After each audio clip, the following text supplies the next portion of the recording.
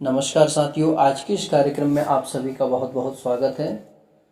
आज मैं लेकर के आया हूँ एक विशेष कार्यक्रम। देखिए, मैं अक्सर जन्म कुंडली का विश्लेषण करके आप सभी को बताता रहता हूँ और कई जन्म कुंडलियों का विश्लेषण किया मैंने, कई विषयों पर किया। लेकिन आज मैं लेकर के आया हूँ एक विशेष और रोचक बात को लेकर के। देखिए, आज हम जानेंगे कि पूर्ण रूप से दाम्पत्य सुख किसे प्राप्त होता है, या दाम्पत्य में किसे परेशानी आती है, वैवाहिक जीवन किसका बिगड़ता है और किसका सुखमय बीतता है। आइए आज हम जानते हैं कि दाम्पत्य सुख पूर्ण रूप से किस व्यक्ति को प्राप्त होता है। सबसे पहले हम जानेंगे कि किस स्त्री को दाम्पत्य सुख प्राप्त नहीं होता।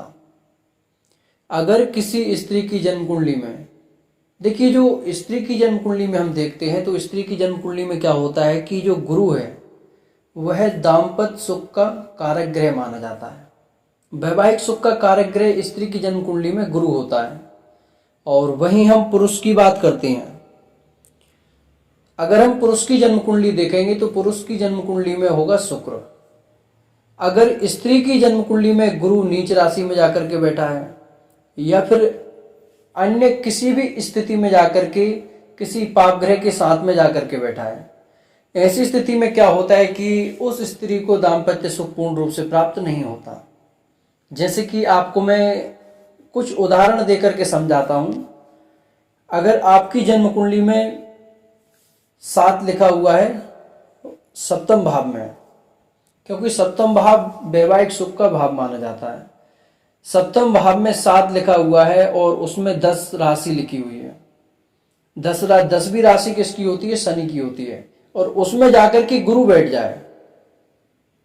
अगर सप्तम भाव में 10 राशि लिखी है और उसमें जाकर के गुरु बैठा है, ऐसी कंडीशन में क्या होता है, व्यक्ति की, उस स्त्री के जीवन में दाम्पत्य सुख पूर्ण रूप से प्राप्त नहीं होता। हम यह भी नहीं कह सकते कि उसका दाम्पत्य एकदम बिगड़ जाएगा या फिर तलाक हो जाएगा। देखिए, हम इस विषय पर भी चर्चा करेंगे कि तलाक किस कंडीशन में जाकर के तलाक होता है, ऐसी जन्म कुंडली में कौन सी स्थिति बनती है जिससे कि स्त्री का तलाक हो जाता है।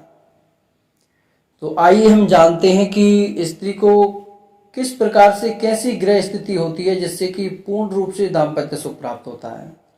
अगर सप्तम भाव में 10 राशि लिखी है और उसमें जाकर के गुरु बैठा है, ऐसी कंडीशन में क्या होता है, जब जब शनि प्रभावी होता है, शनि की दृष्टि पड़ती है या फिर शनि की दशा आती है, तब उस स्त्री के दाम्पत्य में कुछ ना कुछ बीच में उतार चढ़ाव हो जाता है। पति पत्नी में आपस में विचारों का एक ना मिलना, छोटी छोटी बातों को लेकर के झगड़ा होना, और ऐसे कई कारण होते हैं कि जिसे लेकर के अगर किसी अन्य पाप ग्रह की दृष्टि पड़ रही है, अगर मंगल की दृष्टि पड़ रही है या फिर राहु की दृष्टि पड़ रही है, तब ऐसी कंडीशन में मैंने देखा है कि क्या होता है, पति पत्नी साथ तो रहते हैं लेकिन वह मानसिक रूप से बिल्कुल अलग होते हैं। हाँ, अगर गुरु अपनी स्वराशि में जाकर के बैठा है, फिर राहु या मंगल की दृष्टि पड़ रही है, तो ऐसी स्थिति में फिर उतार चढ़ाव थोड़ा बहुत आता है, लेकिन जो एक कंडीशन बननी चाहिए, विपरीत स्थिति होनी चाहिए, वह नहीं होती।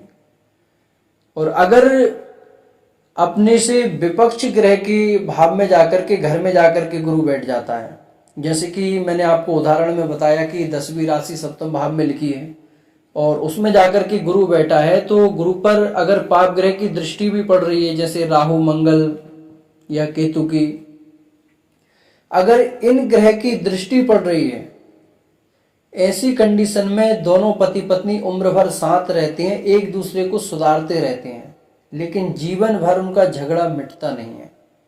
वह बहुत कोशिश करते हैं कि हम एक दूसरे को सुधार सकें, लेकिन बहुत कोशिश करने के बाद भी वह एक दूसरे को सुधार नहीं पाते। और कभी कभी ऐसा भी देखा जाता है कि मंगल और राहु की दृष्टि पड़ने से अगर गुरु बकरी है, तब क्या होता है, वैवाहिक सुख ठीक भी रहता है। क्योंकि ये ग्रह, जब कोई भी शुभ ग्रह अगर बकरी होकर के चल रहा है, वक्र गति में चल रहा है, अर्थात उल्टा चल रहा है, तो फिर आपको उल्टा ही प्रभाव देगा।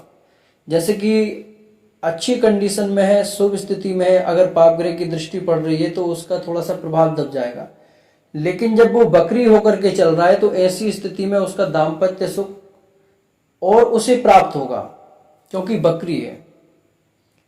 और यहीं से हम देखते हैं कि अगर शुक्र स्त्री की जन्म कुंडली में अच्छा है तो देखा जाता है कि उस स्त्री को जो एक भौतिक सुख, सांसारिक सुख, जैसे कि एक लग्जरी लाइफ, वाहन सुख, संतान का सुख, उसके परिवार में किसी प्रकार की कोई आर्थिक स्थिति से संबंधित कोई परेशानी नहीं, तो परिवार में हर प्रकार की सुख सुविधाएं उस स्त्री को उपलब्ध होती हैं। अगर किसी भी स्त्री की जन्म कुंडली में गुरु अच्छी कंडीशन में, अच्छी स्थिति में जाकर के बैठा हुआ है, ऐसी स्थिति में वह स्त्री बहुत ही सुखपूर्ण जीवन व्यतीत करती है, उसे अपने जीवन में किसी प्रकार की कोई कमी नहीं रहती। आज के लिए इतना ही। जय श्री कृष्णा, राधे राधे।